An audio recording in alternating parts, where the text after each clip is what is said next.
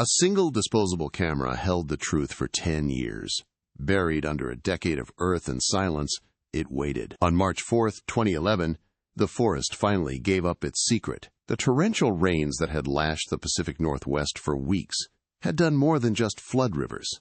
They had clawed away at the steep, forgotten slopes of Blackwood National Forest, revealing something that was never meant to be found. A glint of faded yellow metal, caught by a park ranger surveying the damage from a recent landslide, was the first sign. It was the roof of a school bus, swallowed by a ravine so dense with undergrowth it had been invisible to the extensive search parties that scoured these same woods back in 2001. The ghost of Northwood High had finally resurfaced. The news spread like wildfire through the small logging town of Cedar Creek. For 10 years, the disappearance of the 12 biology students and their driver, David Carlson, had been a raw, open wound. It was a local ghost story, told in hushed tones, a cautionary tale for parents. Now, the discovery of the bus brought it all rushing back with the force of the floodwaters that had uncovered it. News crews descended upon the remote site, their cameras capturing the grim spectacle of massive cranes groaning under the strain of pulling the mangled chassis from its muddy grave. The vehicle was a relic, a rusted sarcophagus that held the answers everyone had desperately sought, and a truth that some had desperately tried to bury forever. The official narrative began to form almost immediately, a simple and palatable explanation for an unspeakable tragedy. David Carlson, the driver, had a known history of struggles with alcohol. It was easy to paint the picture, a man making a terrible mistake on a winding, rain-slicked mountain road, a tragic accident. Case closed. This was the story the authorities offered, and it was the story a grieving community was ready to accept. It provided a villain, a reason, and most importantly, a conclusion. The discovery was treated as the final chapter, a somber but necessary epilogue to a decade of uncertainty. But for some, this neat and tidy explanation felt hollow, a bandage placed over a wound that was still festering deep beneath the surface. As the bus was hoisted into the gray, overcast sky, water and mud streamed from its broken windows, a final dirty tear for the lives lost within. The faded lettering on its side, Northwood High School, was still faintly visible, a ghostly reminder of its final, fateful journey. The interior was a scene of preserved chaos, seats torn from their moorings, textbooks swollen and disintegrated by years of moisture. Investigators in white forensic suits moved with methodical slowness, documenting every detail, cataloging the remnants of young lives cut short. They were searching for remains, for answers that could be logged into evidence bags and filed away in reports. They believed they were closing a case, but in reality, they were standing at the very beginning of one. Among the debris, they recovered personal effects that told a heartbreaking story of the final moments. A single, muddy sneaker. A science textbook, its pages fused into a solid block. A half-finished letter to a friend. The ink bled into an indecipherable blur. And then, a small, dark blue backpack, its fabric surprisingly intact, sealed by the thick clay that had encased it. A name tag, barely legible, was still attached. Emily Jenkins. This bag, belonging to a 16-year-old girl known for her quiet demeanor and love of photography, was placed into an evidence box like all the other items. Just another piece of a tragic puzzle that everyone thought they had already solved. The story was about a drunk driver, after all. Inside that backpack, nestled between a ruined novel and a makeup kit, was the disposable camera. It was a cheap, plastic Kodak FunSaver, the kind you buy for a field trip and forget about. To the recovery team, it was just another personal item, likely ruined by the years of dampness and decay. It was cataloged, photographed, and placed in a sealed bag, destined for a box that would eventually be returned to the Jenkins family. No one considered the possibility that the film inside could have survived. No one imagined that the simple, mechanical device held a perspective that no other witness could provide. It was an object of mundane teenage life that had inadvertently become the sole keeper of a horrific secret, its lens having captured the last thing Emily Jenkins ever saw. The official report, released weeks later, confirmed what everyone suspected. Analysis of the driver's remains showed a blood alcohol level well above the legal limit. The media declared the mystery solved. The families of the 12 students were given a concrete reason for their loss, a target for their anger and grief. David Carlson was posthumously condemned, his name forever linked to negligence and tragedy. The town of Cedar Creek held a memorial service, planting 12 trees in the town square. There was a collective sigh of relief. The heavy burden of the unknown finally lifted. They could mourn properly now. They could finally begin to heal. The chapter was closed, or so it seemed to them. But for Sarah Jenkins, Emily's older sister, the story didn't feel complete. The neatly packaged explanation of a simple accident didn't account for the one chilling, unanswered question that had haunted her for 10 years. If the bus crashed at the bottom of the ravine, why were none of the bodies ever found inside or near it? The official explanation was that they had been washed away by a river or taken by wildlife, but that never sat right with her. When the box containing Emily's recovered belongings arrived at her door, she opened it with trembling hands. She saw the ruined book, the faded backpack, and then the small plastic camera. It felt heavier than it should, weighted with the unspoken potential of its contents. This camera was more than just a piece of plastic. It was a final message from her sister, a voice from the grave. While the world moved on, satisfied with the official story, Sarah held the key to unraveling it all. The authorities had found a bus, but they had missed the story. They saw a tragic accident, but the camera had seen something else entirely. The last few photos on that roll of film would not depict a school field trip gone wrong. They would reveal the terrifying truth of what happened in the Blackwood National Forest that night, a truth far more sinister than a drunk driving accident, proving that the crash wasn't the end of their story. It was only the beginning. The flickering blue light of the television was the only thing moving in Sarah Jenkins' silent apartment. She stood frozen, a half-full coffee mug slipping from her grasp, shattering on the hardwood floor. The sound was distant, muffled, as if happening in another world entirely.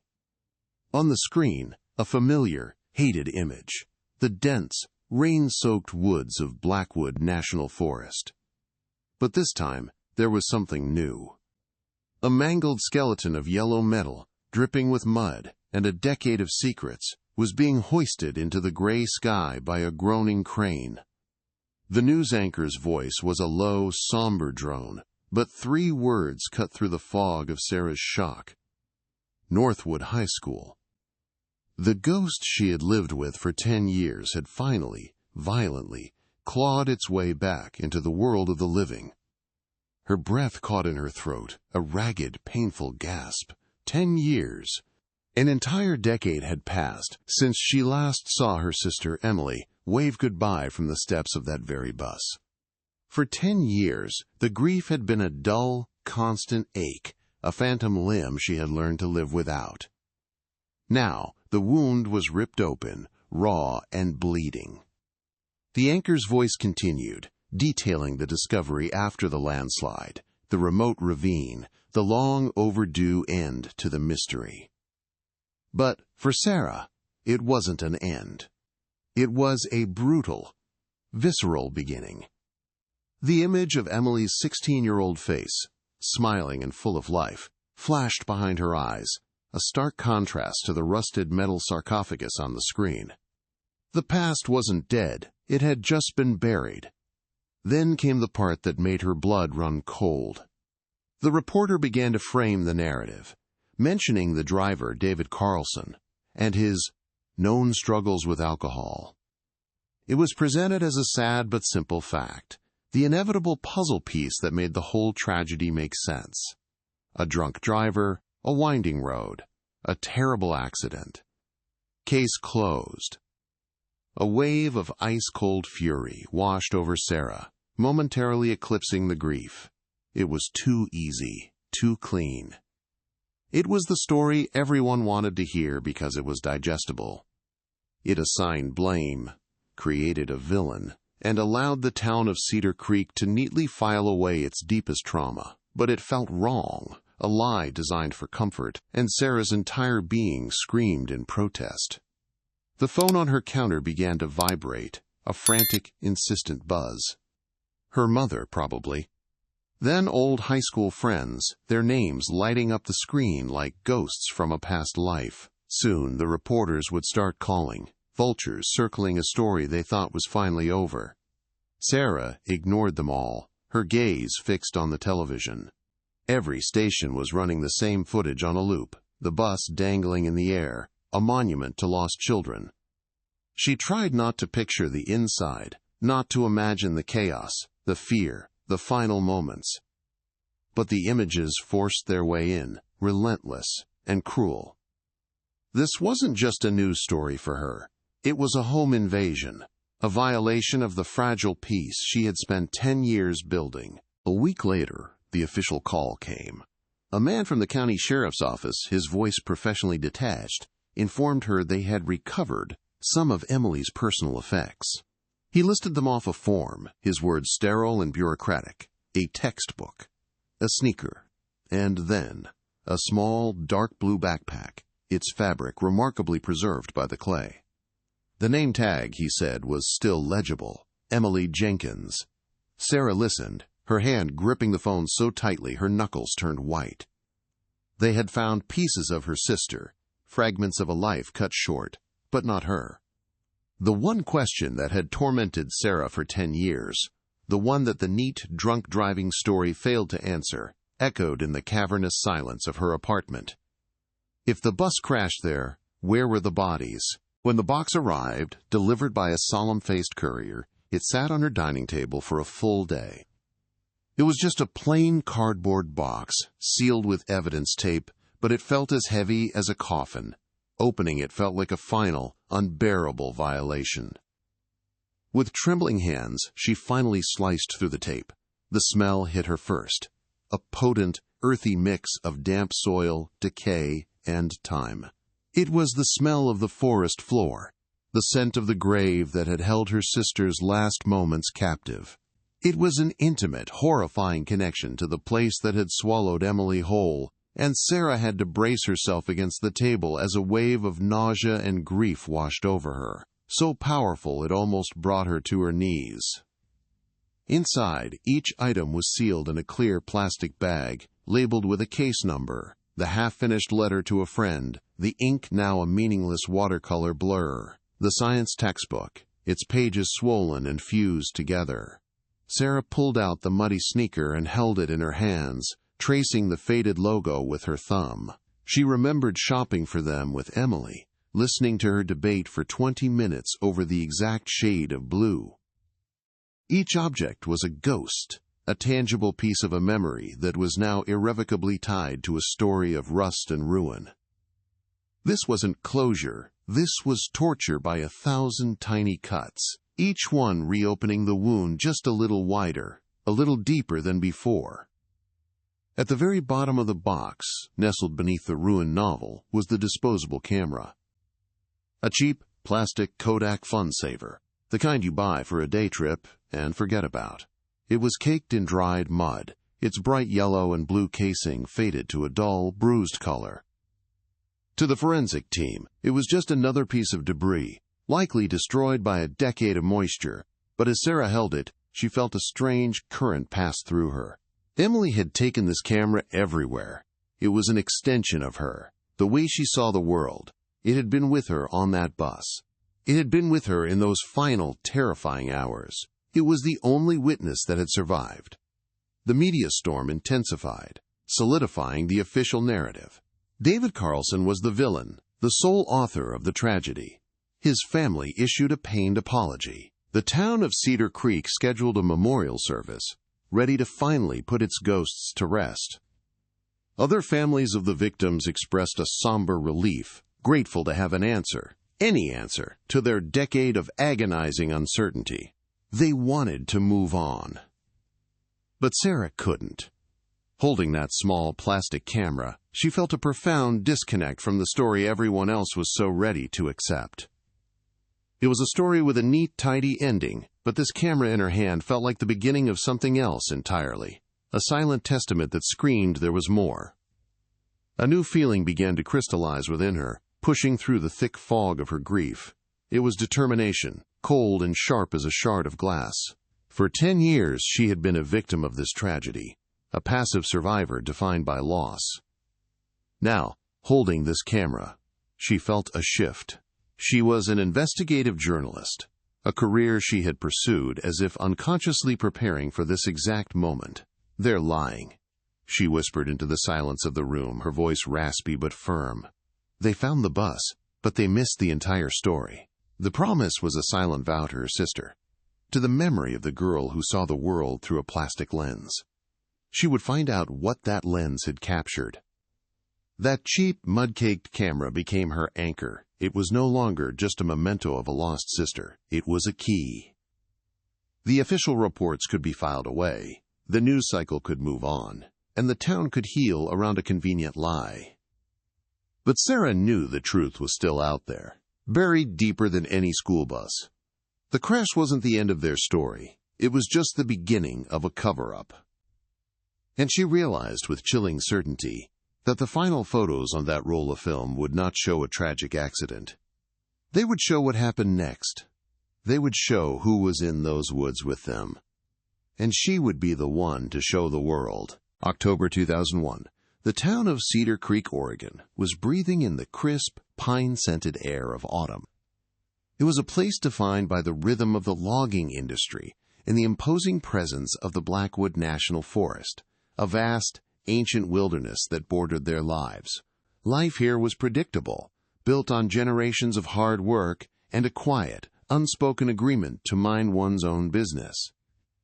The morning fog would burn off by noon, revealing skies the color of steel, and the sound of chainsaws in the distance was as constant as the river that cut through the valley. It was a community that felt insulated from the chaos of the outside world, a place where people believed they were safe, where the darkest stories were just tales told around a campfire to frighten children. This comforting illusion was about to be shattered. At 24, Sarah Jenkins was caught between two worlds. By day, she served coffee and pie at the Cedar Creek Diner, the tips she earned carefully stashed away in an envelope marked Escape Fund. Her dream was to attend journalism school in a city where the sky wasn't perpetually framed by towering evergreens. By night, she was the de facto guardian of her 16-year-old sister, Emily. Their parents worked long, grueling shifts at the mill, leaving Sarah to fill the void. She loved Emily with a fierce, protective instinct, but that love was tangled with a desperate yearning for her own life to begin. She saw her sister as both her anchor and her chain, the one person she couldn't bear to leave behind in this small, suffocating town. Emily Jenkins saw the world through the plastic viewfinder of a Kodak funsaver. She was a quiet, observant soul, more comfortable documenting life than participating in it. While other teenagers were focused on gossip and weekend plans, Emily was captivated by the way light filtered through the forest canopy or the intricate patterns of frost on a window pane. Her disposable camera, a constant companion, was filled with images of these small, overlooked moments. The upcoming biology field trip to Blackwood National Forest was, for her, the ultimate adventure. It was a chance to get lost in the subject she loved most, to capture the raw, untamed beauty of the wilderness on a roll of 27 exposure film, blissfully unaware that her lens would soon document something far more sinister. David Carlson was a fixture in Cedar Creek, a man whose life was etched with the hard lines of regret. For nearly 2 decades he had driven the town school buses, his presence a familiar, if sometimes somber, part of the daily routine. Whispers followed him like a shadow. Whispers of a battle with the bottle that he sometimes lost. Yet, to the kids on his route, he was just Dave, the driver who always had a gruff but kind word. On the morning of October 15th, he seemed steady. He performed his pre-trip inspection with a practiced, methodical calm, his checklist signed with a firm hand. He was a man trying to hold his life together, determined to do his job right, with no idea that he was about to be cast as the villain in a tragedy he didn't write. The air at Northwood High School that morning buzzed with the chaotic energy of teenagers freed from the classroom. 12 biology students, bundled in jackets against the autumn chill, joked and shoved as they boarded the bright yellow bus.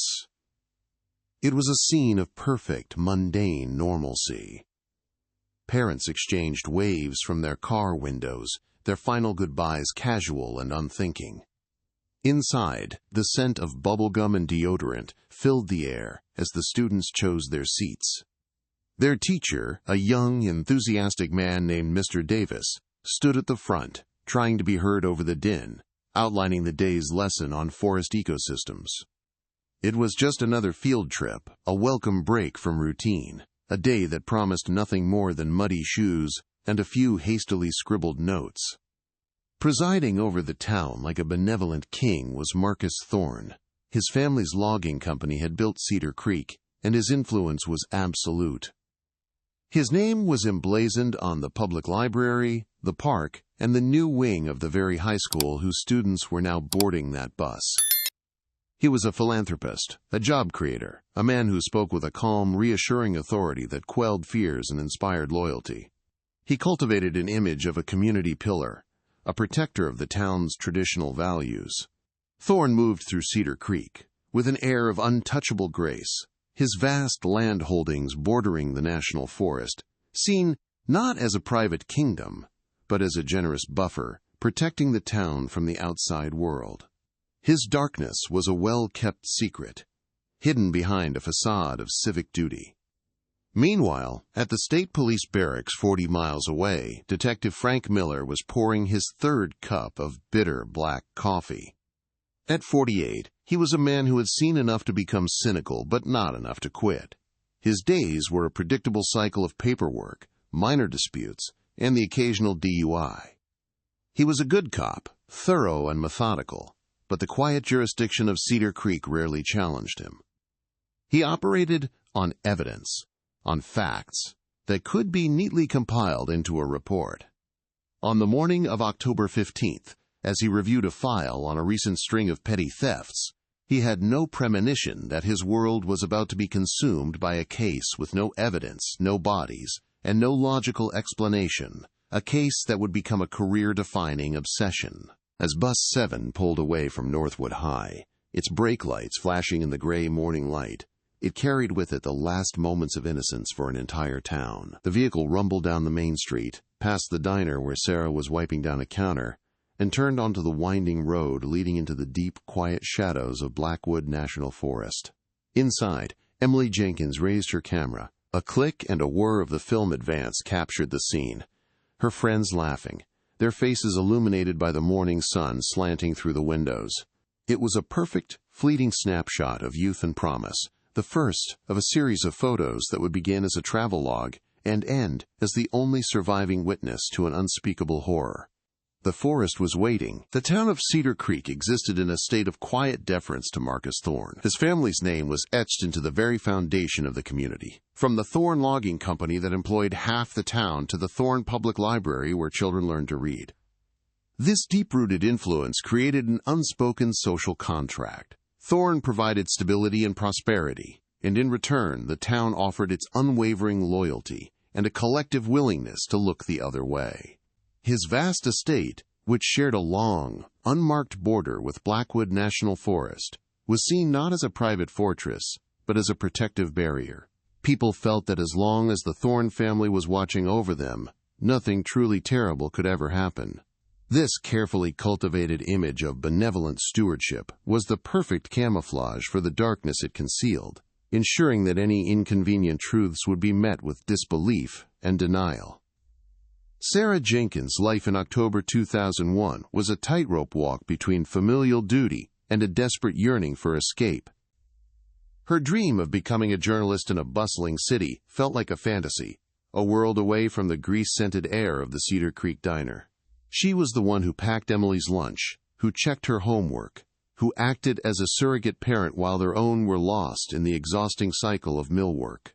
This responsibility was a heavy cloak she wore, woven with threads of profound love and quiet resentment. Emily was her world, but she was also the anchor holding her in place.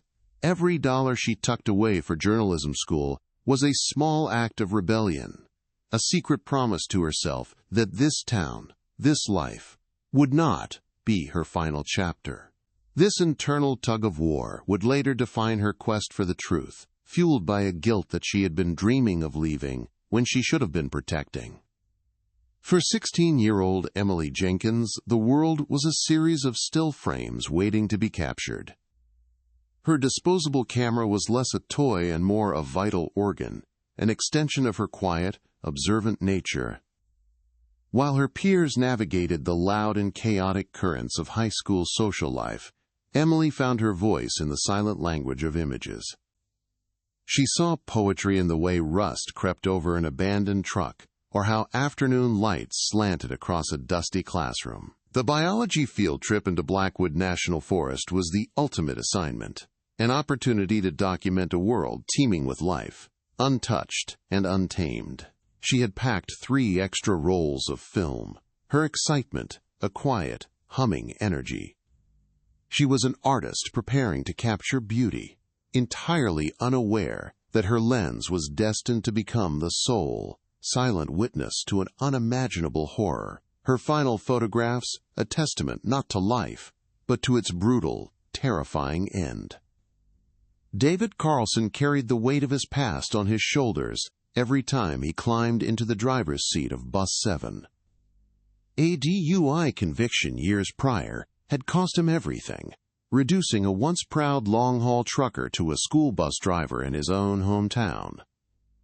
The job was his penance, his one chance to prove he was more than his single worst mistake. In a small town like Cedar Creek, memories were long and forgiveness was scarce. The whispers of his drinking problem followed him like a persistent shadow. Because of this, he was obsessively meticulous, his pre-trip inspections bordering on paranoia. On the morning of October 15th, he was sober and focused, the familiar rumble of the engine a comforting constant in a life defined by instability.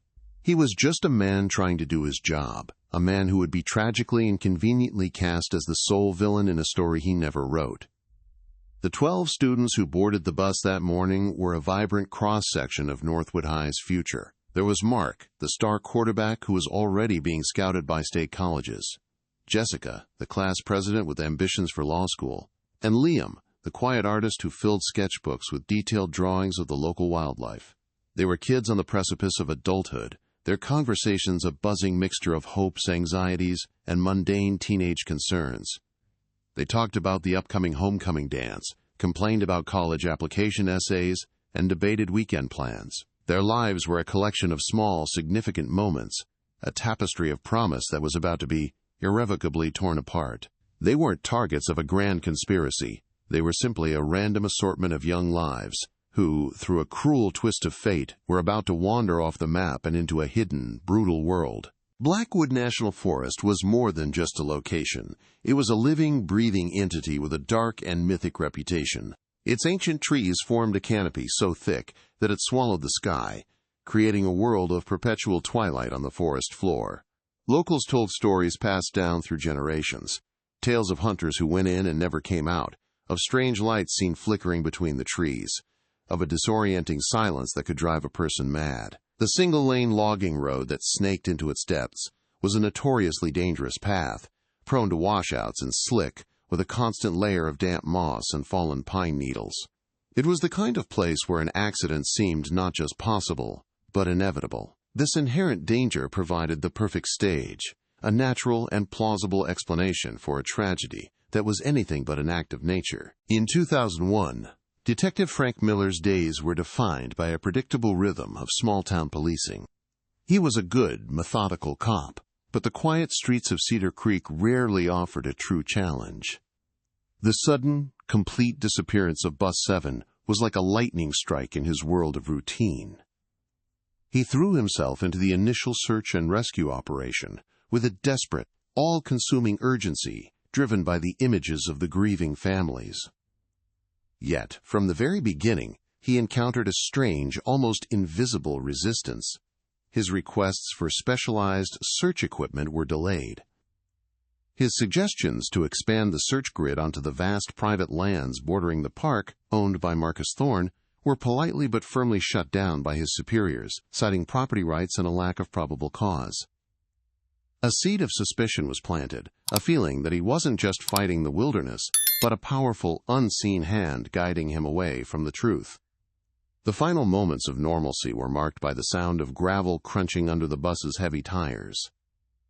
As David Carlson turned off the paved highway onto the narrow service road, the world outside the windows transformed. The open sky vanished, replaced by a dense, cathedral-like ceiling of green. Sunlight struggled to pierce the canopy, sending down ethereal shafts of light that danced across the faces of the students. A collective "whoa" rippled through the bus as they entered the deep woods. Emily Jenkins, ever the observer, lifted her camera and pressed the shutter.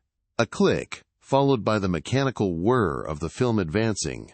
She captured the image of the road ahead, a dark, uncertain path leading into the heart of the forest. It was the last photograph of their journey, a final, fleeting snapshot of innocence before they crossed an invisible line into a nightmare from which they would never return. The small, mud-caked camera sat on Sarah's kitchen counter for 3 days, a silent, plastic oracle. Every time she looked at it, a wave of paralyzing grief threatened to pull her under. This was the last thing Emily had held, the final lens through which she had viewed the world. Developing the film felt like a violation, a trespass into her sister's final, terrifying moments. Yet, the alternative, letting it remain a mystery, was unbearable. On the 4th day, with a resolve she didn't know she possessed, Sarah placed the camera in a padded envelope and drove to the oldest photo lab in the next town over. She handed it to the elderly man behind the counter, a man whose eyes held a quiet understanding, and simply said, "Please, be careful with it. It's all I have left." He nodded, his gaze lingering on the faded Kodak logo, sensing the weight of the small object in his hands. The weight was an exquisite form of torture. For the next 48 hours, Sarah existed in a state of suspended animation, while the world outside cemented the official narrative. A local news special aired, titled "Tragedy at Blackwood Forest," complete with a somber biography of David Carlson, painting him as a good man who succumbed to his demons, resulting in a catastrophic, fatal error. The town held a candlelight vigil, and the other families began to speak of finding closure, of finally having a name for the monster that had stolen their children. Sarah watched it all with a growing sense of detachment, as if she were viewing a play for which she already knew the ending was a lie. Her reality was not in the television reports or the public displays of mourning. It was coiled tightly inside that roll of film, waiting in a darkroom to either confirm the story or burn it to the ground.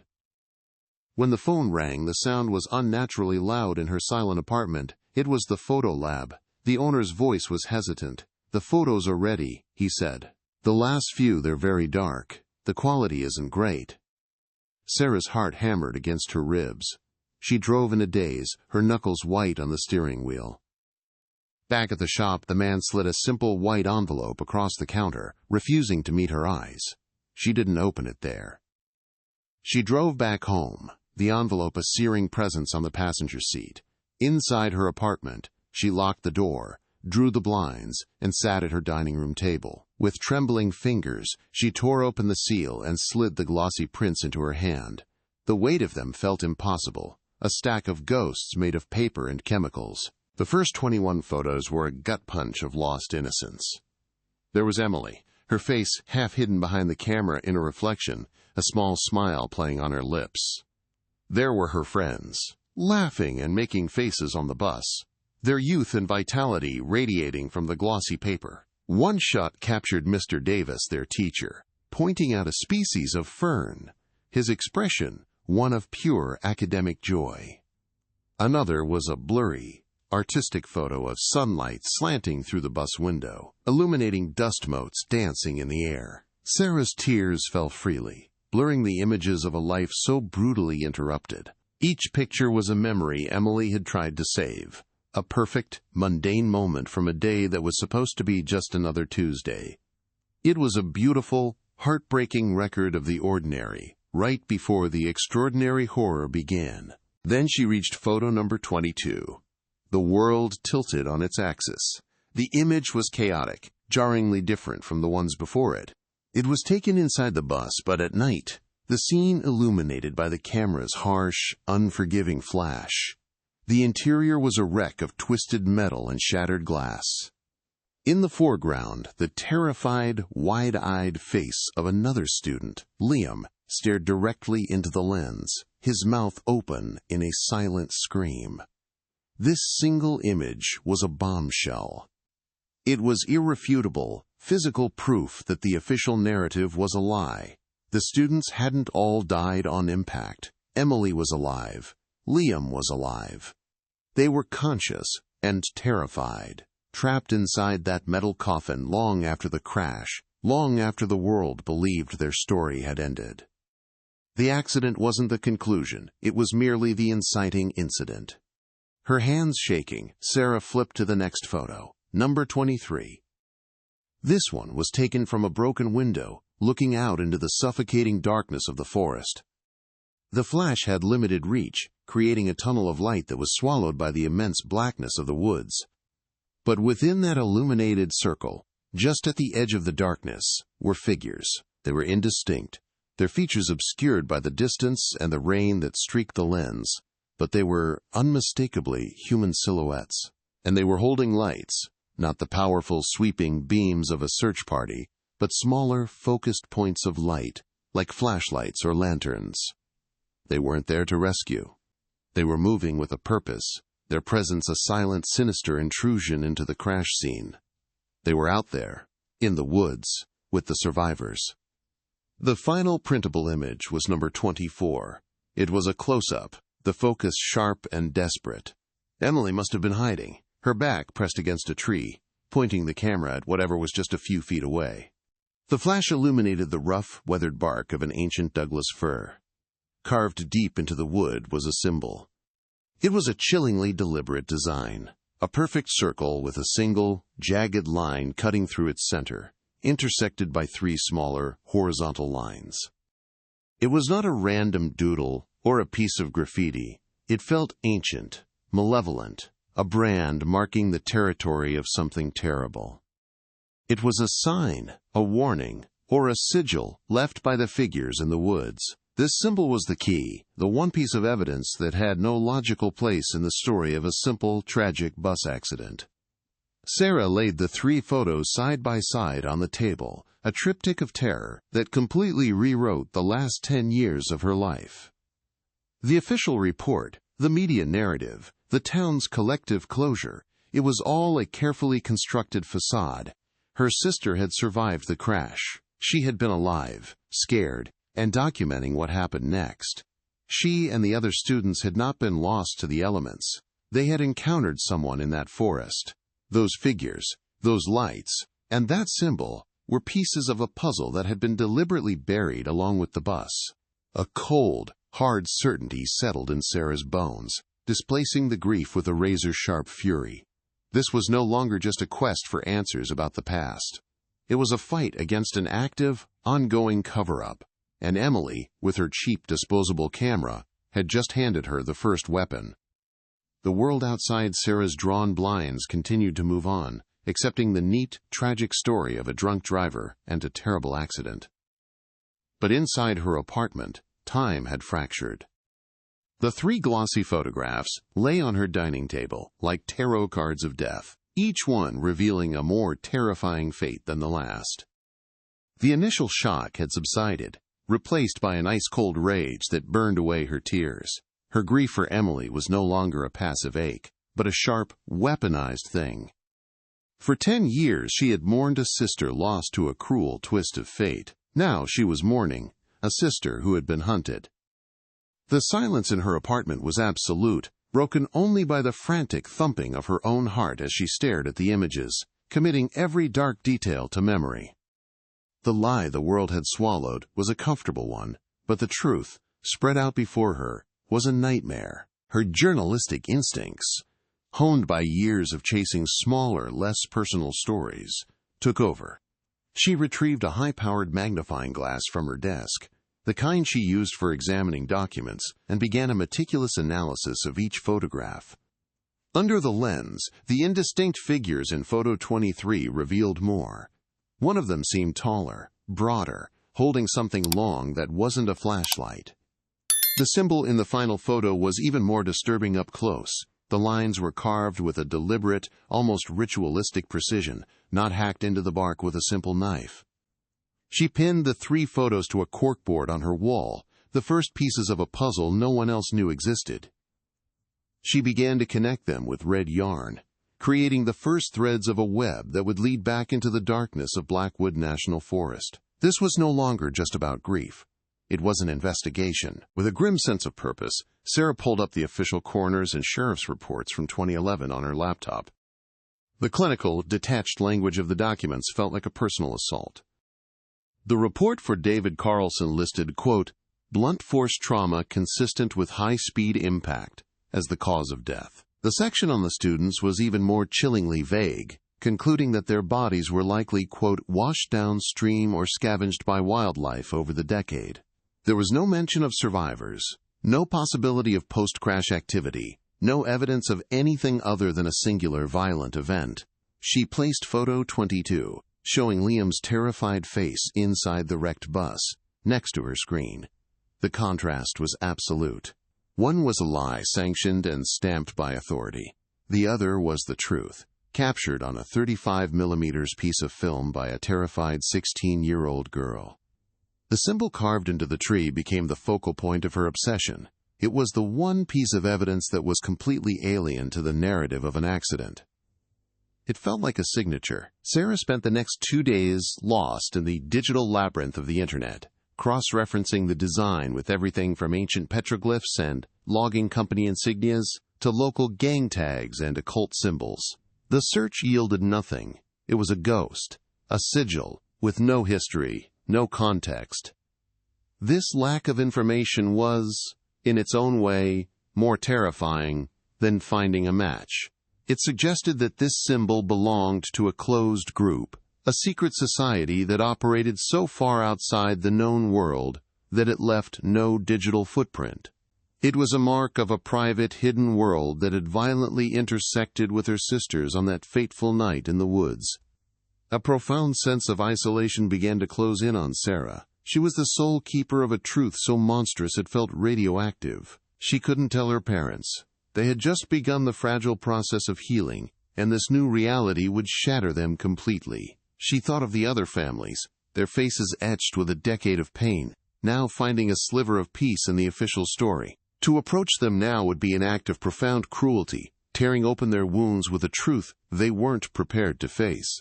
They would likely think she was crazy, a grieving sister lost in denial and conspiracy. She was utterly alone, standing on one side of a chasm with the entire town on the other, and the only bridge between them was a truth that could destroy everyone. As she stared at the photos pinned to her wall, a forgotten memory surfaced with painful clarity. She remembered a conversation with Emily just weeks before the field trip. Her sister had been excited about a photography book she was reading, explaining the concept of painting with light, using a camera's flash in total darkness to selectively illuminate a scene. Emily had been practicing in their backyard at night, creating eerie, beautiful images from the mundane. Sarah's blood ran cold. The final photos weren't just panicked snapshots in the dark. They were deliberate. Emily, in her final, terrifying moments, had reverted to her craft. She had been using her camera not just as a witness, but as a tool, trying to document, to expose, to send one last, desperate message from the shadows. This realization solidified her next move. She couldn't fight this battle alone. The local police were clearly either complicit or incompetent, having accepted the flimsy narrative without question. She needed someone on the inside, someone who understood the system but was no longer beholden to it. Her mind landed on a name from the past, Frank Miller. He had been the lead state police detective on the original 2001 disappearance case. Sarah remembered him from the news conferences, a man with tired eyes who seemed genuinely tormented by the lack of answers. He had pushed the search for months, clashing with superiors until he was quietly forced into early retirement a year later. He was the only official who had treated the case like a crime instead of an unfortunate act of God. He was an outcast, a ghost from the past, just like her. With trembling hands, Sarah found an old newspaper article about Miller's retirement online. It listed the small town he had moved to, just 2 counties over. A little more digging unearthed a phone number. For a full minute, she stared at the digits on her screen, her thumb hovering over the call icon. This was the precipice. Making this call meant stepping out of the shadows of her private grief and into an active, dangerous conflict. It meant turning her sister's ghost story into a real-world homicide investigation, potentially putting herself in the crosshairs of the same people who had orchestrated this cover-up for a decade. Taking a deep, shuddering breath, she pressed the button. The phone rang once, twice. Then, a gruff, weary voice answered, "Miller." The silence that followed was heavy with the weight of 10 years. But for Sarah, it was the beginning of the war. Frank Miller's voice on the other end of the line was a low grumble of gravel and exhaustion, the sound of a man who had been put out to pasture and had come to accept it. He listened to Sarah's frantic, condensed version of the last 10 years with a weary patience, the kind reserved for grieving relatives who build elaborate theories to avoid the simple, ugly truth. He'd heard it all before, but when she said the words, "I have photos," there was a fractional pause, a crack in the wall of his cynicism. "Physical evidence," she repeated, her voice firm. He sighed, the sound a mix of resignation and a flicker of something long dormant. "The diner off Route 26, tomorrow." Noon. He grunted before hanging up, leaving Sarah with a sliver of hope that felt both terrifying and exhilarating. The next day, the smell of stale coffee and fried bacon hung in the air of the roadside diner. Miller, looking older and more tired than Sarah remembered from the old news clips, didn't offer a greeting. He just motioned to the booth. With trembling hands, Sarah laid out the 3 glossy photographs on the cracked vinyl tabletop. He picked up the first one, photo 22, showing Liam's terrified face inside the wrecked bus. He held it close, his eyes scanning every detail with a professional intensity that seemed to peel away the years. He didn't speak for a full minute, his jaw tight. "The coroner's report said immediate fatalities on impact," he said, his voice low and dangerous. "This boy isn't dead. He's alive, and he's scared to death." In that moment, he wasn't a retired cop anymore. He was an investigator looking at the first piece of evidence in a decade-old murder. He moved to the second photo, the one with the indistinct figures in the woods. "This isn't a search party," he stated, his finger tapping the image. "Look at the spacing, the formation. It's disciplined. And the lights, they're low-powered, like handhelds. A real search and rescue operation would have flooded that entire ravine with light. We would have used vehicle-mounted spotlights, high-powered beams. These people weren't trying to find anyone. They were trying not to be found." His words painted a sinister picture, transforming the image from a blurry snapshot of potential rescuers into a chilling tableau of organized, silent hunters moving through the darkness with a hidden purpose. The implication was clear. The people in those woods were not there to help Emily and the other survivors. They were there for a different, terrifying reason. But it was the final photo, the close-up of the symbol carved into the tree, that made him go completely still. He stared at it for a long time, a muscle twitching in his cheek. "I've never seen this mark before," he admitted, "but it's not random. Look at the precision of the cuts. This was made with purpose. It's a brand, a territorial marker." A dark memory seemed to surface in his eyes. "When we were running the search in 01, we hit a wall. A literal wall. Every time our grid expanded towards the eastern boundary of the park, we were told to stand down. That land," he said, finally looking up at Sarah, his eyes burning with a cold fire, "all of it belonged to Marcus Thorne." The name hung in the air between them, the first solid piece of a conspiracy that had been buried for 10 years. Over the next few days, Miller's small, cluttered home office became their war room. He provided the context that Sarah, as a young woman in 2001, could never have known. Marcus Thorne wasn't just a wealthy landowner. He was the Shadow King of Cedar Creek. Miller spoke of hushed rumors that had circulated for years, of exclusive, high-stakes hunting parties for corporate executives and political figures on his vast private estate. He mentioned Thorne's personal security team, a group of ex-military men who patrolled his lands with an unnerving efficiency, and his deep-seated connections that reached the highest levels of state government. The man was untouchable, Miller explained, pacing his small office. He owned the land, the mill, the politicians. Blackwood Forest wasn't just his neighbor, it was his private kingdom, and we were trespassing. Sarah, driven by this new information, threw herself into her own kind of investigation. She spent hours poring over old county property records and archived Park Service maps from the early 2000s. She found it. A legal maneuver executed in the summer of 2001, just months before the field trip.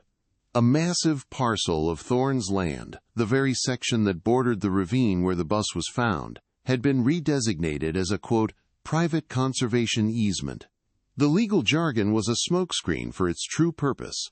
It officially barred all public access, including that of park rangers and law enforcement, without a specific warrant.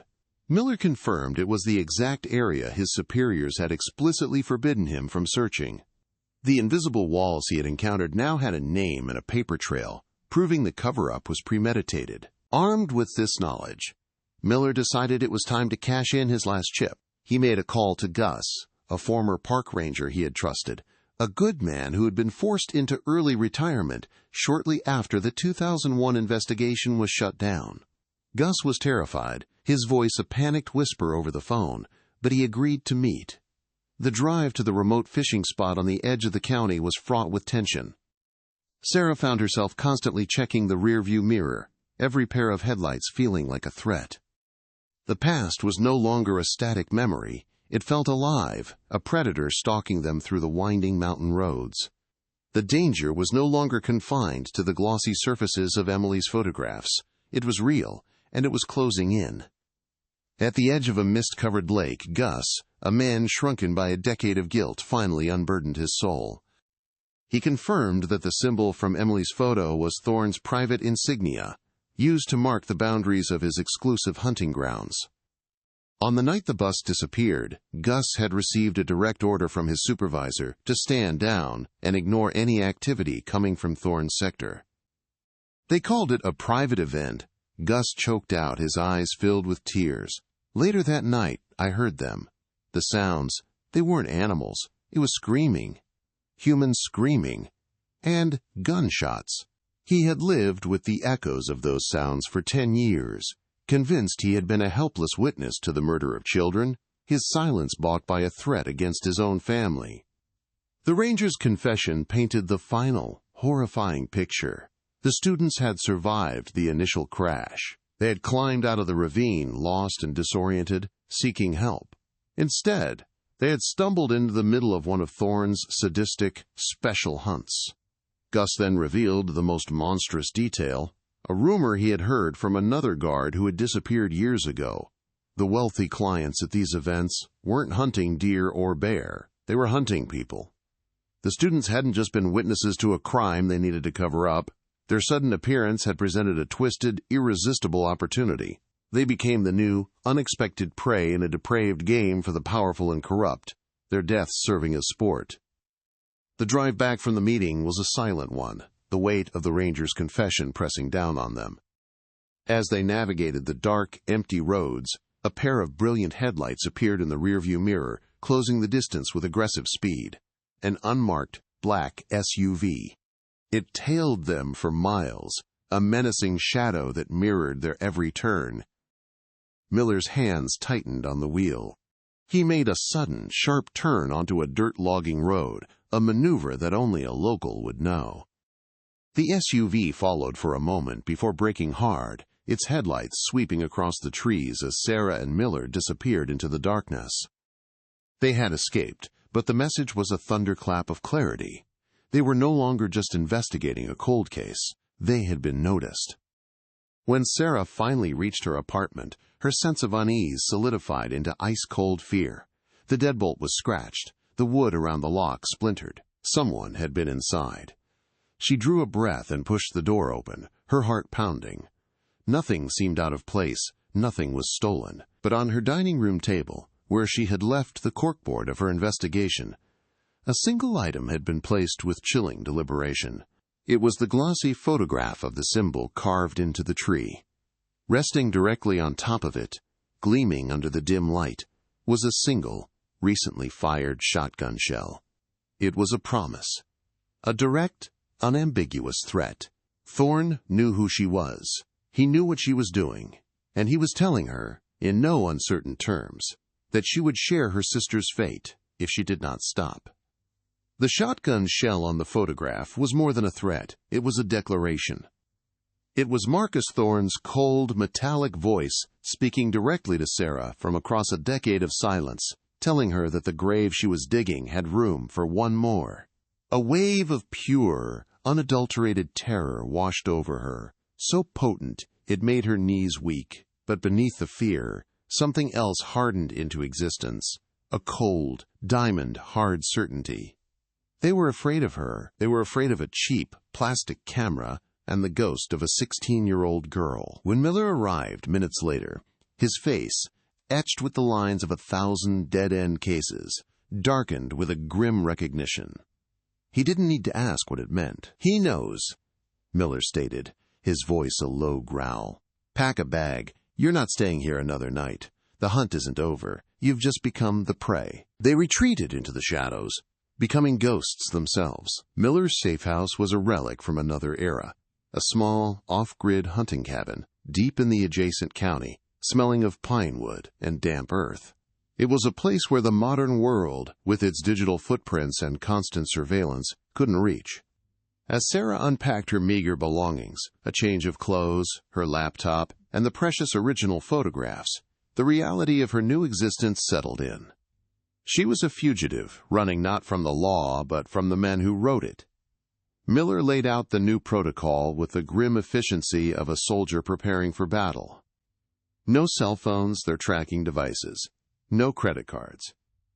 "From now on, we use cash and burners only," he instructed, placing a stack of worn bills and a cheap prepaid phone on the rough-hewn wooden table. As far as the world is concerned, Sarah Jenkins just disappeared. In the flickering lamplight of the cabin, the scope of their enemy began to crystallize. The shotgun shell wasn't the act of a lone man panicking. It was the calculated move of a well-oiled machine, an organization that had successfully buried 12 bodies in a school bus for 10 years. Miller, pacing the small room like a caged animal, connected the dots with a terrifying clarity. Thorne's power was never just about money from logging, he explained, his voice low and intense. It's a network, a brotherhood of powerful men. Politicians, CEOs, judges. They come to his estate for these hunts, to indulge their darkest appetites, and in doing so, they become bound to him and to each other by a shared, monstrous secret. This isn't just a cover-up of a murder. It's the ongoing protection of a cabal that has its tentacles in everything, from the State House down to the sheriff's office.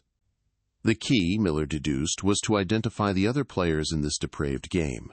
He fixated on a loose thread from the original 2001 investigation, unsubstantiated reports of a private jet making an unscheduled landing at a small private airfield near Cedar Creek the day before the students vanished. At the time, it was dismissed as irrelevant, a rich man's weekend getaway. Now, it seemed like the arrival of the hunters.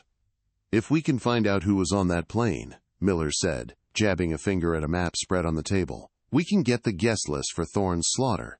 These men are arrogant. They believe they are untouchable. But a flight manifest is a federal document. It's a piece of paper they can't easily make disappear, even after a decade. That list is our roadmap to the entire conspiracy, the first crack in Thorne's fortress of silence."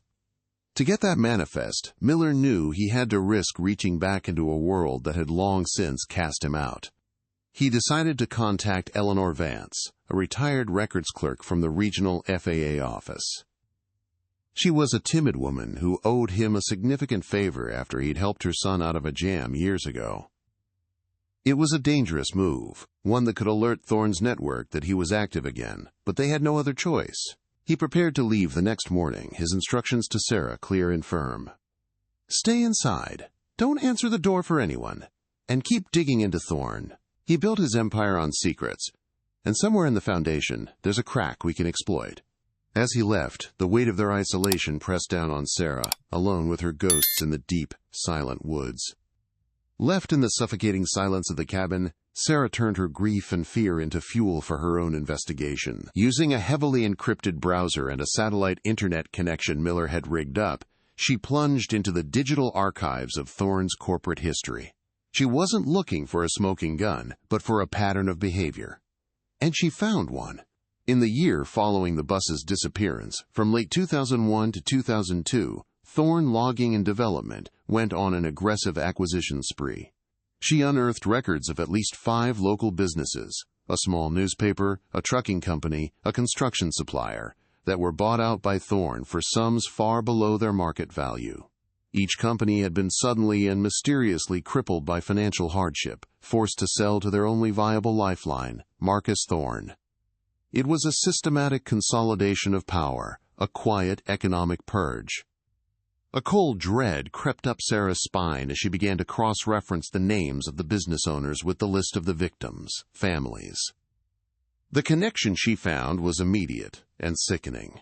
One of the companies Thorne had acquired was the Cedar Creek Chronicle, the town's small, independent newspaper. Its owner and editor had been a man named Robert Peterson. His son, Liam Peterson, was one of the 12 students on the bus.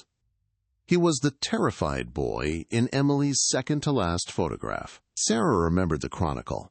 It had been the only local voice that occasionally dared to question Thorne's environmental practices. 6 months after his son vanished, Peterson's paper folded, gutted by the sudden and simultaneous withdrawal of its largest advertisers, all companies with direct financial ties to Thorne.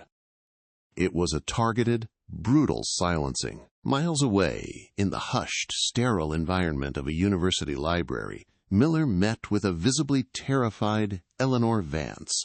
The retired clerk slid a single folded piece of paper across the table, her hands trembling so badly she could barely let it go. "This is all I could find, Frank. The official manifest was purged, but I found the original tower log," she whispered, refusing to make eye contact. "Don't ever contact me again!" The paper contained a tail number for a Gulfstream 4 jet that had landed on October 14, 2001, and filed a departure plan for late the next night. The flight was registered to a shell corporation, a dead end. But Eleanor had gone one step further, tracing the corporation's parent company. It was a venture capital firm owned by a reclusive tech billionaire from Silicon Valley, a man known for his exotic hobbies and his generous, career-making donations to political campaigns. When Miller returned to the cabin, the single name on the piece of paper expanded the scope of their investigation exponentially. This wasn't just about a corrupt local tycoon anymore. The tech billionaire, a man named Sterling Croft, was a major power player, a kingmaker in state and national politics. A quick search revealed his most significant political beneficiary, the current governor of Oregon, a man who had been the state attorney general back in 2001. The invisible walls Miller had hit during his original investigation suddenly had a face and a name. The order to stand down hadn't just come from a local sheriff bought off by Thorne. It had likely come from the highest levels of the state's Justice Department, all to protect a circle of elites engaged in an unspeakable blood sport. This new, terrifying context sent Sarah back to the evidence, her eyes searching for a detail she might have missed. She pulled up the high-resolution scan of Photo 22, the chaotic scene inside the bus. Her focus had always been on Liam's face, on the proof of life. Now she scanned the periphery, the debris-strewn floor, the dark corners the flash had barely reached, and then she saw it. Tucked partially under a bent seat support was a small metallic object, glinting in the harsh light. It was a silver Zippo lighter. Elegant and expensive-looking, the kind of thing none of the high school kids could have afforded. Using the enhancement software on her laptop, she zoomed in, sharpening the pixels until 3 letters engraved in a flowing script became clear. JVR. Miller stopped his pacing and stared at the image on her laptop screen, his face paling. He didn't need to guess who the initials belonged to. The name came to his lips like a curse he had carried for a decade. JVR. He breathed, his voice a mixture of horror and vindication. Jonathan Vance Rector. The name hung in the air, heavy as a tombstone. He was the Oregon State Attorney General in 2001. He was my boss's boss. The realization struck them both with the force of a physical blow. The lighter was the irrefutable link, a piece of physical evidence placing the state's top law enforcement officer inside the bus on the night of the murders. The cover-up wasn't just a passive act of obstruction to protect a powerful friend. It had been actively orchestrated by the very man sworn to uphold the law, because he was one of the hunters. The name on the screen, Jonathan Vance Rector, was not just a name. It was a monolith. It represented a system of power so vast and entrenched that Sarah felt a profound, crushing sense of futility. The Zippo lighter with his initials wasn't just a clue. It was a tombstone marking the grave of any conventional path to justice. They weren't fighting a corrupt businessman anymore. They were standing at the foot of a mountain, armed with nothing but a handful of old photographs and a ghost story. The air in the small cabin grew thick and suffocating, each tick of the old wall clock sounding like a countdown. Miller, for the first time, looked truly defeated, the decades of fighting a rigged system collapsing onto his shoulders. He saw the truth in its entirety. The state's highest legal officer hadn't just obstructed justice. He had been in the woods that night, pulling the trigger. Realizing the futility of official channels, Miller's demeanor shifted from weariness to a desperate, high-stakes resolve. His mind, honed by years of navigating bureaucratic minefields, began to chart a new, treacherous course. We can't go to the state police. We can't go to the FBI. Rector has allies in every department, people who owe him their careers, he stated, his voice a low, urgent whisper that cut through the cabin's silence. We have one bullet left in the chamber. We leak everything. Not to a local affiliate Thorne can squash with a phone call, but to a national powerhouse. Someone out of New York or D.C. who smells blood and doesn't care whose it is. He knew it was a gamble of epic proportions. To make that kind of splash, they needed more than just the photos and a retired ranger's testimony. They needed something visceral, undeniable, something that came directly from the heart of Thorne's dark kingdom. The ranger's words echoed in Sarah's mind, a ghostly whisper from the past. He had these old hunting cabins deep on his property, places no one ever went. An idea, born of desperation and grief, began to form. The cabins, she said, her voice barely audible. What if they kept something? A logbook, a souvenir, anything. These men are arrogant. They're narcissists. They might have kept trophies. Miller immediately shot the idea down, his pragmatism warring with her intuitive leap. That's a suicide mission, Sarah. Thorne's property is a fortress. He has motion sensors, infrared cameras, and a private security force of ex-special ops mercs. We'd be walking into a kill box. He saw it as a reckless, emotional gambit, a final, fatal mistake in a game they were already losing, a fool's errand into the lion's den. But Sarah wouldn't back down. The image of Emily, alone and terrified in the woods, burned behind her eyes, fueling a courage she never knew she possessed. Arrogance is their weakness, Frank. They've been untouchable for so long they don't believe anyone would dare, she argued, her voice rising with a fiery conviction. They're not expecting us to come to them. They're expecting us to run, to hide, to leak files from a safe distance. They would never imagine we'd be insane enough to walk right into the heart of their operation. Her plea was raw, emotional, and intensely logical. She wasn't just seeking justice anymore. She was finishing the fight her sister had started with her camera. Seeing the unyielding fire in her eyes, the same fire he once had, Miller finally relented with a grim, fatalistic nod. The hunt was on.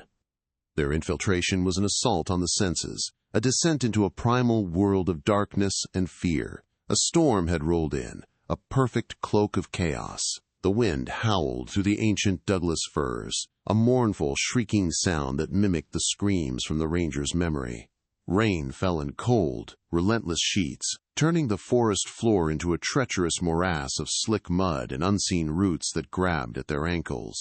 Every snap of a twig under their boots sounded like a rifle shot, every rustle of leaves a footstep of one of Thorne's patrols. The beam of Miller's low-powered flashlight cut a weak, trembling path through the oppressive, suffocating blackness.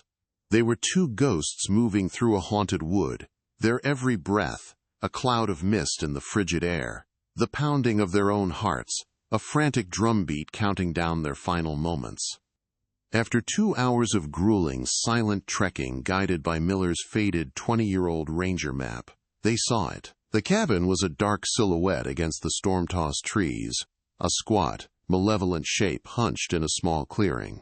It was older than Sarah expected, built of dark, weathered logs, but the new, heavy-duty padlock on the solid oak door spoke of its current purpose.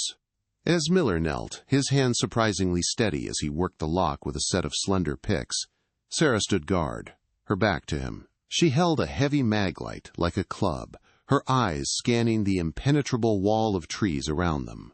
The rhythmic click and scrape of the lockpick seemed deafeningly loud over the storm's roar.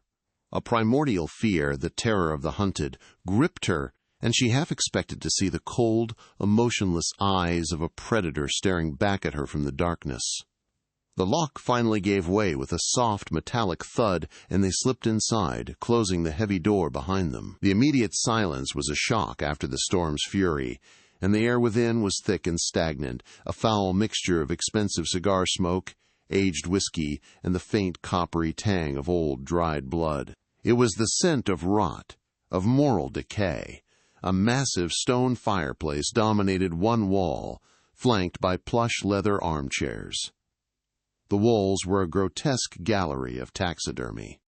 Dozens of animal heads, stags, bears, wild boars, stared down with glassy, dead eyes. But under the dim beam of their flashlights, the trophies seemed different, their expressions twisted into something more than animalistic. It felt like a room where predators gathered to celebrate their kills, and Sarah felt a chilling certainty that not all the heads on the wall had once belonged to animals. Their search was a frantic, whispered ballet of desperation. Time was their enemy. Miller checked a heavy oak desk, his hands flying through drawers filled with stationery and expensive pens, while Sarah moved to a large, ornate liquor cabinet. They found boxes of high-caliber ammunition, custom-made hunting knives with bone handles, and guest registries from other years filled with illegible, arrogant signatures. But there was nothing that explicitly connected this place to the events of October 2001. A cold dread began to seep into Sarah's bones. Miller's initial assessment had been right. They were on a fool's errand. They had risked everything to break into this monument to evil, only to find that its secrets were as well kept as its victims. Graves. The cabin was a dead end, a tomb that held no answers, only the echoes of past atrocities. Drawn by an instinct she couldn't articulate, a pull from the very heart of the room, Sarah found herself standing before the cold, dark fireplace. Her flashlight beam traced the lines of the soot-stained stones, the silent witnesses to decades of depraved conversations. Her eyes caught on a single brick in the hearth, just to the left of the iron grate. It was cleaner than the others, its edges sharper, the mortar around it a slightly different shade of gray. It was a subtle imperfection in a room of curated masculinity. With her heart hammering against her ribs, she grabbed a heavy iron poker from the stand. She wedged the tip into the thin crack and pried. The brick resisted for a moment, then shifted with a low, grating sound, revealing a dark, square cavity hidden behind it. Reaching into the cold, dark space, her fingers brushed against the smooth, cool surface of worn leather. She pulled out a heavy, dust-covered logbook. Her hands trembled as she opened it, the old pages crackling in protest. The first entry was dated October 14, 2001. It was a guest list. Sterling Croft, J.V. Rector, and 2 other names she recognized from the highest echelons of corporate America.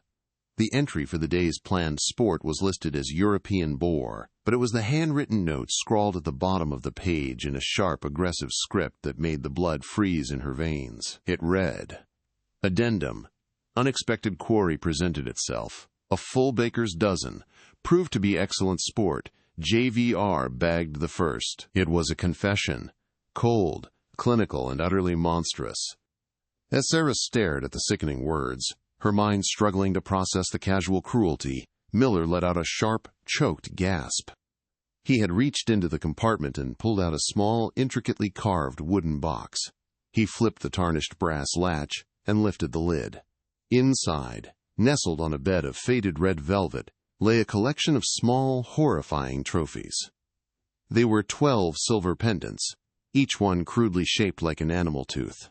And on each one, a date was engraved, 10.15.01, followed by a single damning initial.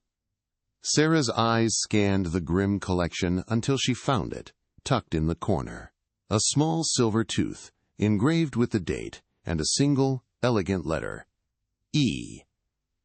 It was Emily's initial, a trophy taken from her sister's body. A sound escaped Sarah's throat, a raw, guttural cry of a pain so profound it transcended tears. She reached out with a trembling hand and picked up the small silver pendant. It was cold and heavy in her palm, a solid, tangible piece of the nightmare she had lived for a decade. This was not just evidence. It was a desecration, a final sadistic insult from the men who had hunted her sister for sport. She closed her fist around it, the sharp edges digging into her skin, the physical pain, a welcome anchor in a swirling vortex of grief and white-hot rage. This small piece of metal was the period at the end of a long, dark sentence. It was the proof. It was the truth. It was the weapon that would burn their entire world to the ground.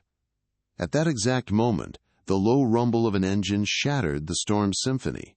Twin beams of light cut through the rain-soaked darkness, sweeping across the cabin's grimy windows and throwing their panicked silhouettes into stark, terrifying relief against the far wall. The crunch of heavy tires on the gravel outside was a death knell. They were no longer ghosts in a forgotten cabin. They were rats in a trap. Miller lunged, killing their flashlight and plunging the room into absolute blackness, his other hand drawing a pistol Sarah hadn't known he was carrying. They were trapped, cornered, holding the irrefutable evidence of a decade-old massacre, and the murderers themselves were walking up to the front door, their hunt for the night just beginning. In the suffocating darkness, Miller's voice was a sharp, urgent whisper, a commander's final order cutting through Sarah's terror. Floorboards, under the bearskin rug. Go now. He shoved her towards the center of the room, his action swift and decisive. As she scrambled on the floor, her fingers found the edge of a concealed trapdoor. He didn't wait for her to open it. He moved to the main door, his pistol held steady in a two-handed grip, a lone, aging sentinel preparing to face an army. "They'll come for me first," he breathed, his back to her. "Get the book out, Sarah. That's all that matters now. Make it mean something." It wasn't a plea. It was a transfer of responsibility. The weight of 10 years of silence, of 13 lost lives, and of his own impending sacrifice settled onto her shoulders as she slipped into the cold, damp earth below the cabin, pulling the heavy door shut above her. From the crawl space, the world became a terrifying symphony of muffled sounds. She heard the heavy thud of boots on the porch, followed by a splintering crash as the main door was kicked in. A man's voice, cold and authoritative, barked a command. Miller's response was not words, but the deafening roar of his pistol firing twice in quick succession. The cabin above erupted in a chaotic cacophony of violence, more gunshots, the shattering of glass, a heavy thud against the floorboards just above her head. Then, as suddenly as it began, a profound and absolute silence fell. It was a silence heavier and more final than the one that had haunted her for a decade. In that void, Sarah Jenkins understood a new, terrible truth. Frank Miller, the man who had been cast out for seeking justice, had just given his life to ensure it would finally be served. His war was over, Hers had just entered its final, desperate stage. Clutching the logbook and the small wooden box to her chest, Sarah crawled on her belly through the damp, musty earth until she found an opening in the foundation, partially obscured by overgrown ferns. She emerged into the tempest, the cold rain a brutal shock against her tear-streaked face. Adrenaline and grief were a potent, volatile fuel, propelling her into the churning darkness of the forest. She ran blindly, with no flashlight to guide her, relying only on a primal instinct for survival and the faint memory of the path they had taken. The wind screamed through the trees, a fitting eulogy for the man she'd left behind. Every shadow seemed to hold a figure. Every snap of a twig was the sound of a hunter's footstep. She was no longer an investigator. She was Quarry, the last surviving witness running for her life through the very woods that had consumed her sister. For what felt like an eternity, she ran, her lungs burning, her legs screaming in protest, until the oppressive canopy of trees finally thinned. She stumbled out onto the slick black asphalt of a deserted two-lane highway, a ghost emerging from a nightmare. The headlights of an approaching semi-truck sliced through the rain, and she raised a trembling hand, collapsing to her knees in the middle of the road. The truck screeched to a halt just feet from her, its air brakes hissing in the night. The driver, a kind-faced man whose shock quickly turned to concern, helped her into the warm, dry cab. As they pulled away, Sarah looked back at the impenetrable wall of Blackwood National Forest one last time. She had escaped its physical grasp, but she knew with a chilling certainty that a part of her would be forever lost in its dark, blood-soaked soil, left behind with Emily and Frank Miller. Following Miller's final, desperate contingency plan, Sarah never went to the police. She knew the local and state authorities were compromised beyond salvation. From a cheap, anonymous motel room 2 states away, she used an encrypted laptop to make one phone call. She contacted an investigative journalist at the New York Times, a Pulitzer Prize-winning reporter Miller had called the last honest man in the business. With trembling hands, she uploaded everything: the high-resolution scans of Emily's photos, the chilling pages from the logbook, the image of the silver pendant, and a detailed, hour-long audio recording of her own testimony. She laid out the entire conspiracy, from Marcus Thorne's sadistic hunts to Jonathan Vance Rector's decade-long cover-up. Then, she destroyed the laptop and the burner phone and vanished, waiting for the world to catch fire. The story, published 48 hours later under the headline, "The Blackwood Massacre, A Decade of Lies," was not a spark, it was a nuclear detonation. It landed with the force of a cultural earthquake, shaking the foundations of power in Oregon and beyond. The evidence was too specific, too damning, and too visceral to be dismissed as conspiracy. Emily's photos gave the victims a face, the logbook provided the killers' names, and Sarah's testimony wove it all together into an undeniable narrative of absolute evil. The initial, blustering denials from Thorne's and Rector's spokespeople were quickly swallowed by a tidal wave of public outrage. The story of 12 dead children hunted for sport by the wealthy and powerful was a horror that the nation could not and would not ignore. The comfortable lie had been shattered, replaced by an unbearable truth. Faced with a national scandal and irrefutable evidence of corruption reaching the highest levels of the state's judiciary, the U.S. Attorney General had no choice but to intervene. A federal task force, comprised of FBI agents from outside the region, descended on Cedar Creek like an occupying army. They were immune to Thorne's influence, impervious to Rector's threats. Thorne's sprawling estate was raided at dawn, the gates breached by armored vehicles. The hunting cabin, the site of Miller's last stand, was meticulously processed by a forensic team, who quickly found his body and the shell casings that confirmed the firefight. The symbols carved into the trees were documented, and the cabin's hidden compartment was officially catalogued. The fortress of lies, so carefully maintained for a decade, was dismantled brick by bloody brick in a matter of hours. The arrests were swift and spectacular. Marcus Thorne was led from his opulent mansion in handcuffs, his face a mask of cold, arrogant disbelief. Jonathan Vance Rector, by then a respected federal judge, was arrested in his own chambers, the ultimate symbol of a corrupted justice system. The other names from the logbook: the tech billionaire Sterling Croft, a powerful CEO, a political lobbyist, were rounded up in coordinated raids across the country. The network of powerful men, bound together by a shared, monstrous secret, crumbled under the weight of a 16-year-old girl's disposable camera and her sister's unyielding quest for the truth. The illusion of their untouchability, their most powerful weapon, was shattered for the entire world to see. They were not gods. They were just murderers, finally exposed by the light. Guided by the detailed entries in Thorne's logbook, federal forensic teams began excavating a remote, forgotten corner of his vast property, an area marked on his private maps only as the Boneyard. It didn't take them long. Beneath a grove of ancient cedar trees, they found the shallow, unmarked graves. One by one, the remains of the 12 students and their driver, David Carlson, were unearthed from the cold, unforgiving ground. After a decade of agonizing uncertainty, of praying for a miracle or dreading a confirmation, the families of the lost were finally given the unbearable closure of bringing their children home. The question that had haunted Sarah for 10 years, "Where are the bodies?" was finally answered in the most horrific way imaginable. They had been there all along, buried trophies in a rich man's private hunting preserve. The trial was a landmark case, a grotesque spectacle that held the nation in horrified thrall for months. The logbook, the lighter, the pendants, and the forensic evidence from the recovered remains painted a picture of such calculated cruelty that it seemed to defy comprehension. The defense attorneys' attempts to discredit Sarah and the evidence were futile against the cold, hard facts. In the end, all the men were found guilty of multiple counts of murder and conspiracy, but perhaps the most significant verdict was the one delivered outside the courtroom. David Carlson, the bus driver, was officially and publicly exonerated.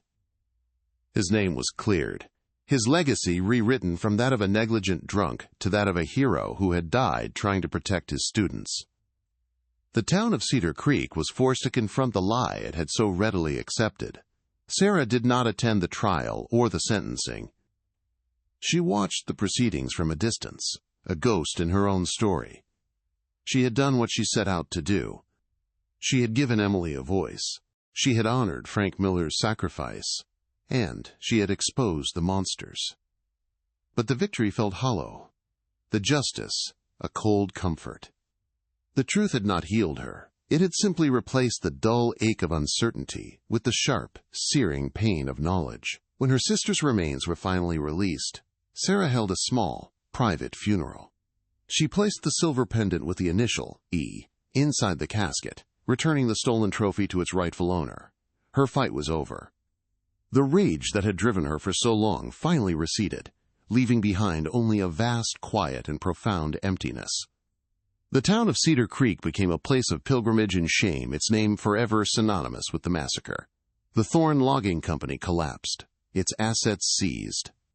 The community, built on the foundation of one man's power, had to reckon with the fact that its patriarch was a monster. The 12 memorial trees in the town square, once a symbol of tragic accident, now stood as a grim reminder of a brutal slaughter. A 13th tree was planted beside them, a small plaque at its base reading, "In memory of David Carlson, a good man." It was a quiet, insufficient apology for a decade of misplaced blame. The town's soul was forever scarred, a testament to the dark secrets that can fester beneath a surface of quiet, respectable civility, and the terrible cost of looking the other way. Months later, Sarah stood before her sister's grave in the Cedar Creek Cemetery. The autumn air was crisp and clean, the sky a brilliant, cloudless blue. The rage was gone, the obsessive need for answers finally quieted. All that remained was a deep, abiding sorrow and the heavy peace that comes from a promise fulfilled. She had avenged her sister, but she could not bring her back. She reached into her pocket and pulled out a small, rectangular object, a brand-new Kodak FunSaver disposable camera. She placed it gently on the cool granite of the headstone, a final, silent offering.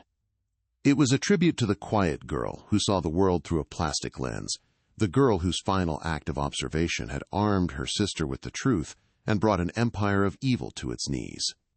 She turned and walked away, leaving the camera to capture the silent, sunlit peace of the graveyard. The world moved on, as it always does. The headlines faded, replaced by new scandals, new tragedies. For Sarah Jenkins, however, the silence that followed the storm was the most difficult part. She had moved to a small, anonymous coastal town where the sound of the ocean was a constant, soothing hum that almost drowned out the echoes of the forest. She had a new name, a quiet job at a local library, and a life built on the deliberate avoidance of memory. But the ghosts of Blackwood were relentless. She would see Emily's smile on the face of a teenage girl browsing the stacks, or hear Frank Miller's gruff voice in the weary sigh of an old man. She had brought the truth to light, but in doing so, had condemned herself to a lifetime of living in its long, dark shadow, a permanent resident of the aftermath. Cedar Creek became a different kind of ghost town. The collapse of thorn logging gutted its economy, but a new macabre industry rose from the ashes. It became a destination for dark tourists, a fixture on true crime podcasts and paranormal investigation shows. People would drive slowly past the gates of the abandoned Thorn estate, or stand at the edge of Blackwood National Forest, taking pictures of the trees as if the evil that transpired there had physically stained the landscape. The town's identity, once built on a foundation of quiet pride and willful ignorance, was now irrevocably tied to the massacre. The 13 memorial trees in the town square grew taller each year, their leaves rustling in the wind, like whispered apologies to the children the town had failed to protect, their roots digging deep into poisoned soil. The ripples of the case spread far beyond the Oregon woods. The exposure of Jonathan Vance Rector and his powerful associates triggered a cascade of federal investigations into judicial and political corruption. The Blackwood Act was passed by Congress, a landmark piece of legislation that strengthened whistleblower protections and created new oversight committees for private land use bordering national parks. The 13 lives lost were no longer just a local tragedy. They became a catalyst for national reform. Their names were etched onto a bill that would, in theory, prevent men like Thorn and Rector from ever again creating private kingdoms where they could operate above the law. It was a legacy written in legal statutes, a cold, bureaucratic monument built upon the warm blood of innocent children who had simply gone on a field trip on a crisp autumn day. For Sarah, the concept of justice remained a complex and elusive thing. She had seen the men who murdered her sister sentenced to life in prison. Their empires crumbled to dust. She had cleared David Carlson's name and given the other families the terrible, final truth. Yet, peace remained out of reach. The knowledge of Emily's final hours, the clinical horror of the logbook, the image of that small silver pendant, these truths were not healing balms. They were shards of glass she had swallowed, a permanent part of her. She learned the hardest lesson of all, that the truth has a power to destroy, to expose, and to convict, but it does not have the power to mend what has been broken. It simply replaces the phantom pain of the unknown with the real, searing agony of knowledge.